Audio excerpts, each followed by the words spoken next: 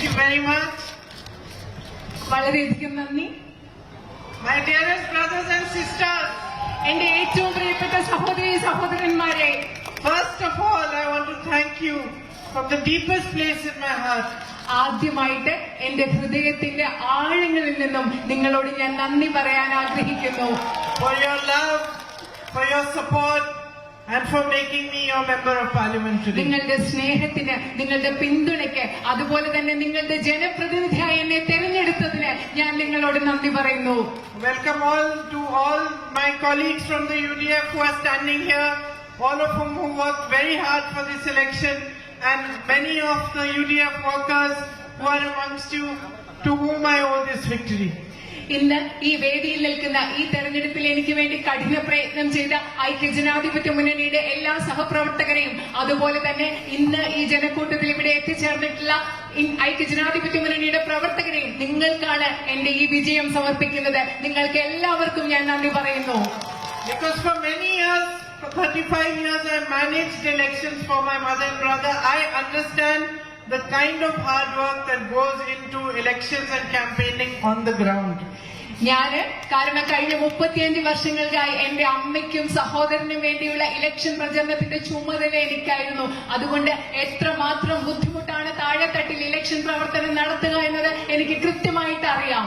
So I know very well that such big margins are not possible unless there is very hard work by each and every worker on the ground, and I thank you all for that. എനിക്കറിയാം ഇത്രയും വലിയ ഭൂരിപക്ഷം കിട്ടുക എന്നത് താഴെത്തട്ടിലുള്ള നിങ്ങളുടെ ഓരോരുത്തരുടെയും കഠിനാധ്വാനമില്ലാതെ സാധ്യമല്ല എന്ന് എനിക്കറിയാം. അതുകൊണ്ട് നിങ്ങൾക്ക് ഓരോരുത്തരോടും അതിനുവേണ്ടി ഞാൻ നന്ദി പറയുകയാണ്. And of course they are never possible unless the people want to vote for you, unless they want to give you your love and their love and affection. And that's why, more importantly, more than anything else, I want you to know that each one of you who waited for me, each one of you who met me during the campaign, everyone who stood outside their houses on streets like this, came, gave me your love, your affection, holding a flower, a hug, a kiss. I want each one of you to know that you are my responsibility, that I take your love with complete seriousness, and it is my duty to fight for you, to give you a better future in the next 5 years and ahead. അത് മാത്രമല്ല, നിങ്ങൾ മനസ്സിലാക്കണം, ഇത്രയും വലിയൊരു ഭൂരിപക്ഷം എന്ന് പറയുന്നത് ജനങ്ങളുടെ സ്നേഹവും ഇഷ്ടവും ഇല്ലാതെ സാധ്യമാവുകയില്ല. ജനങ്ങൾ വന്ന് നിങ്ങൾക്ക് വോട്ട് ചെയ്തില്ലെങ്കിൽ അത് സാധ്യമാവുകയില്ല.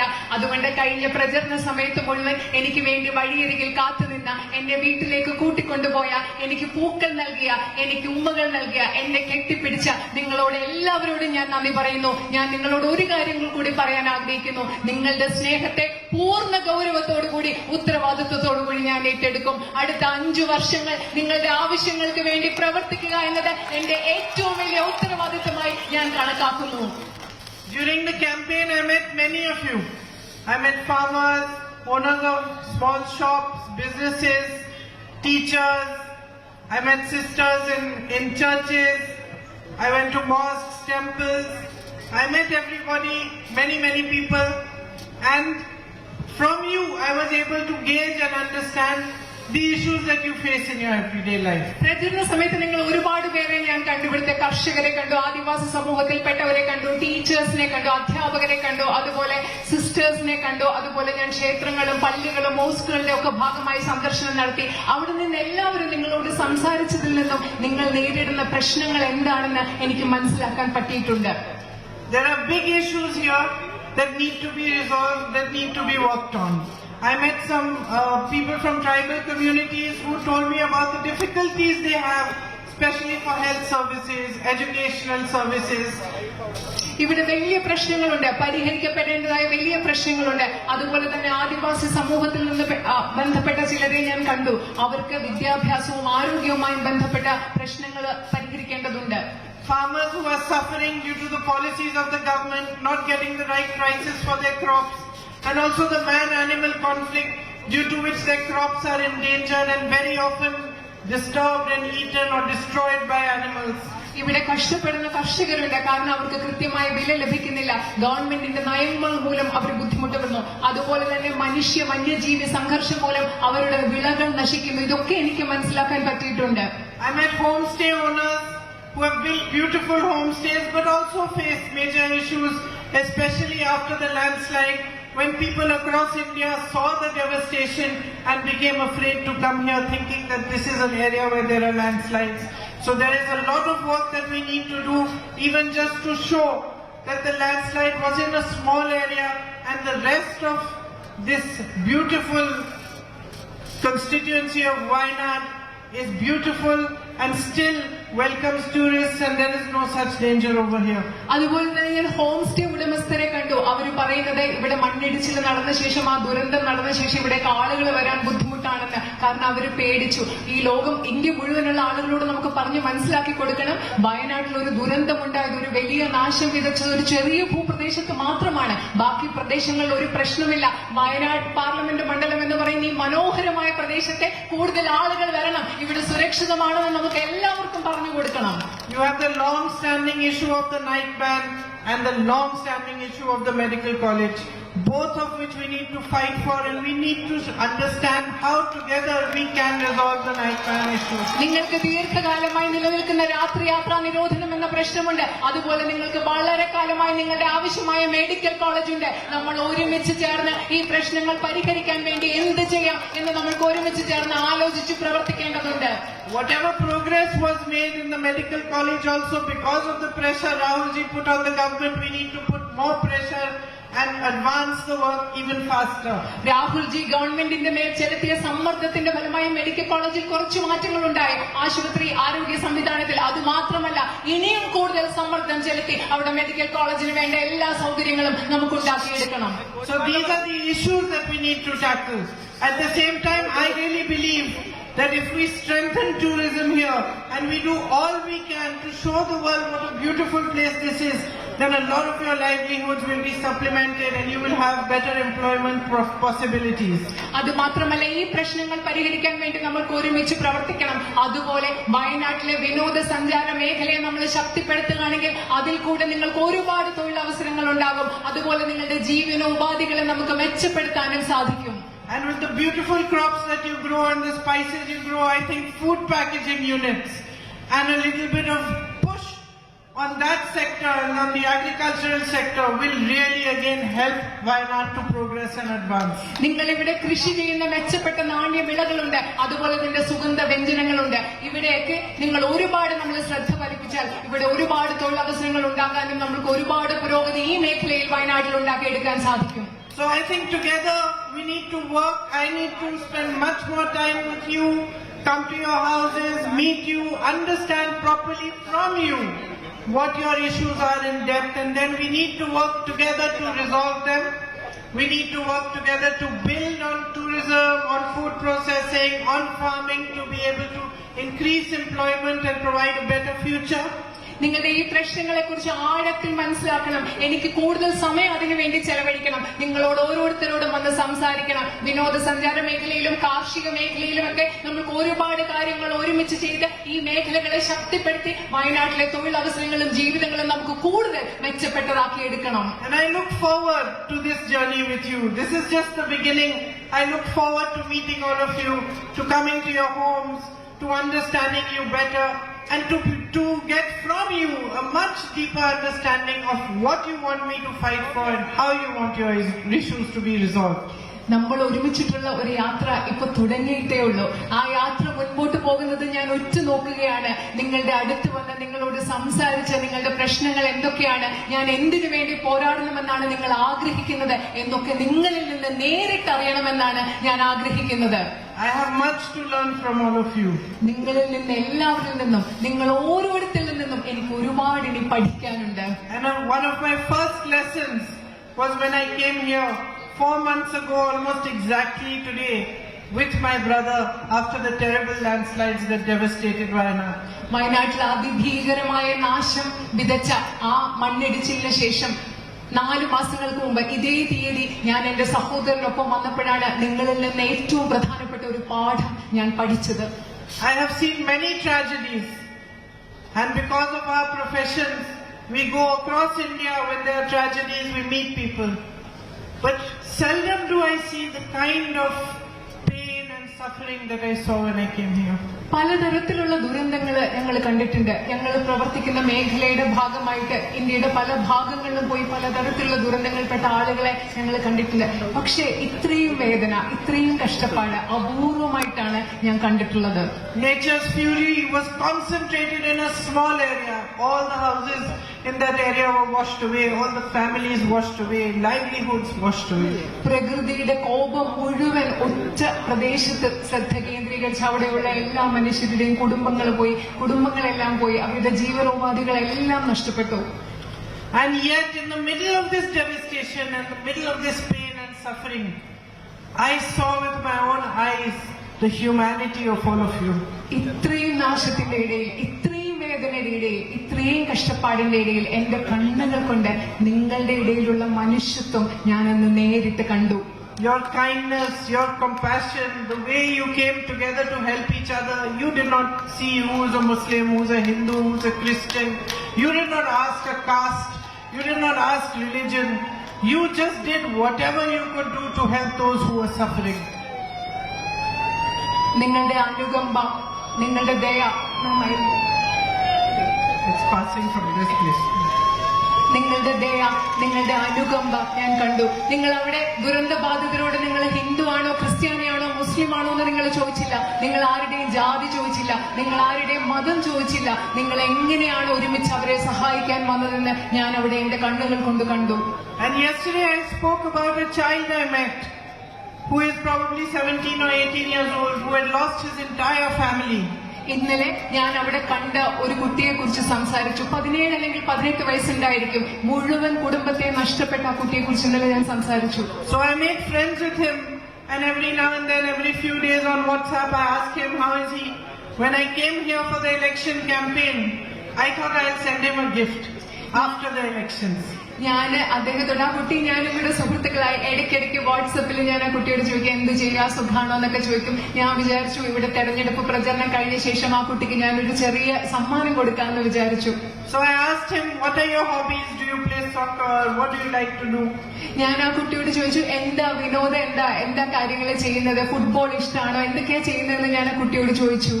And this child who had lost his entire family, who had struggled for 6 hours to save his mother from the raging waters and failed, who had watched his mother being swept away.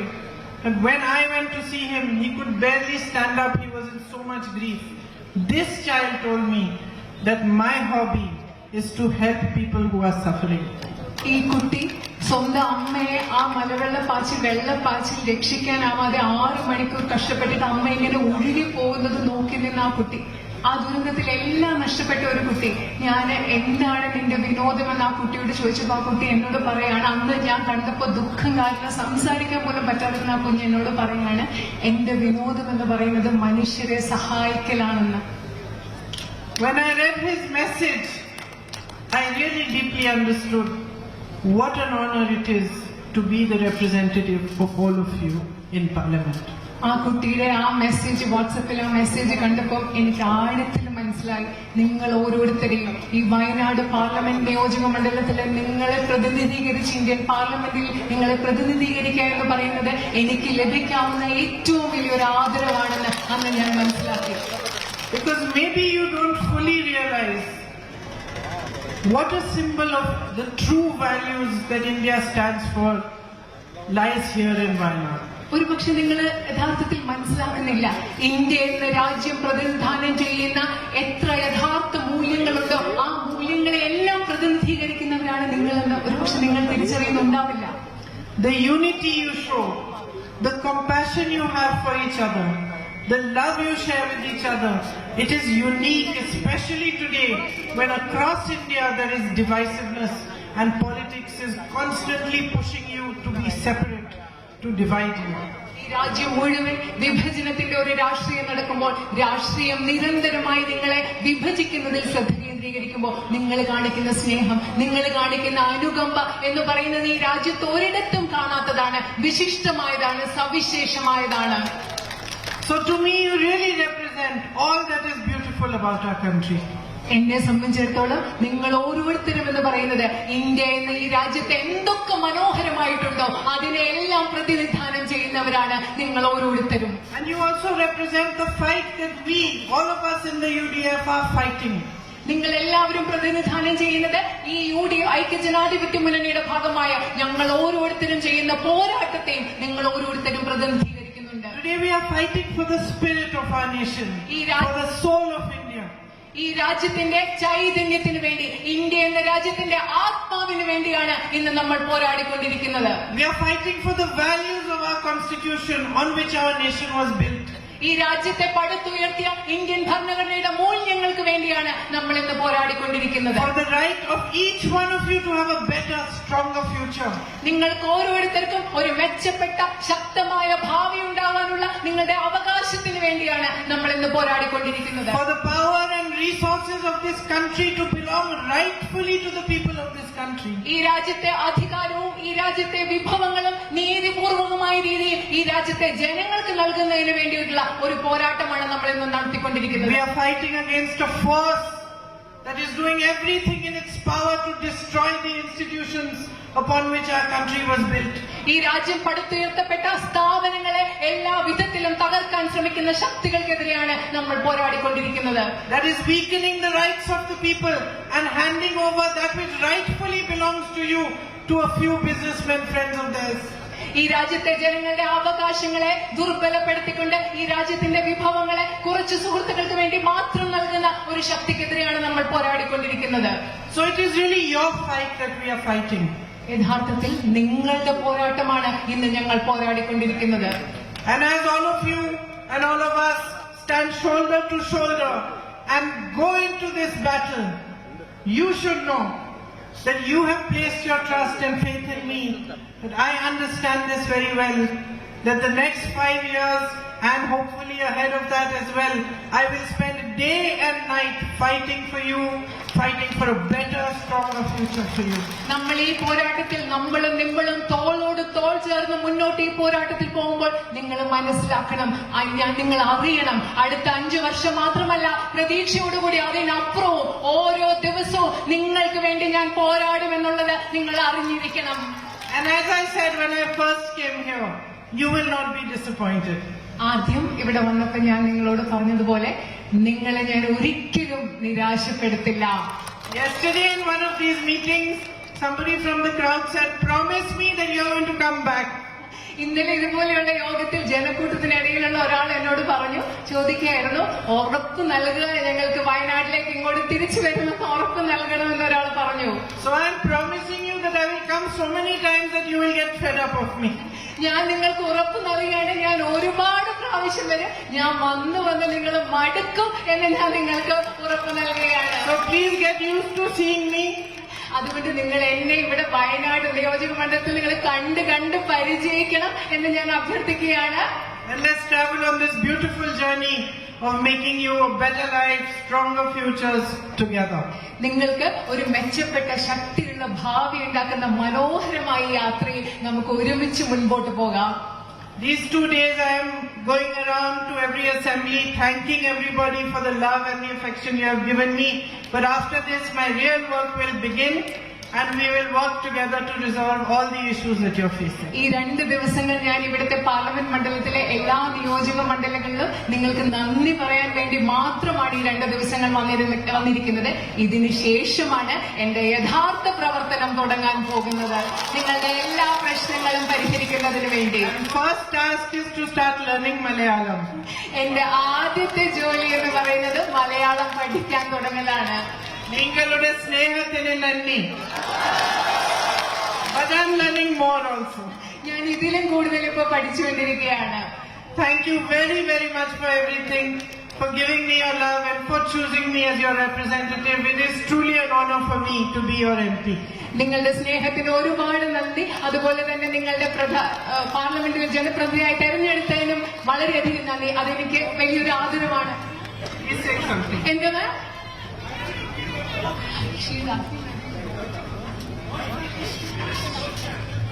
I will definitely look into it, yes. ഞാൻ അതിലേക്ക് I will look for a nice place to stay and have a place here. Thank you. താമസിക്കാൻ ഞാനൊരു നല്ല സ്ഥലം നോക്കാം.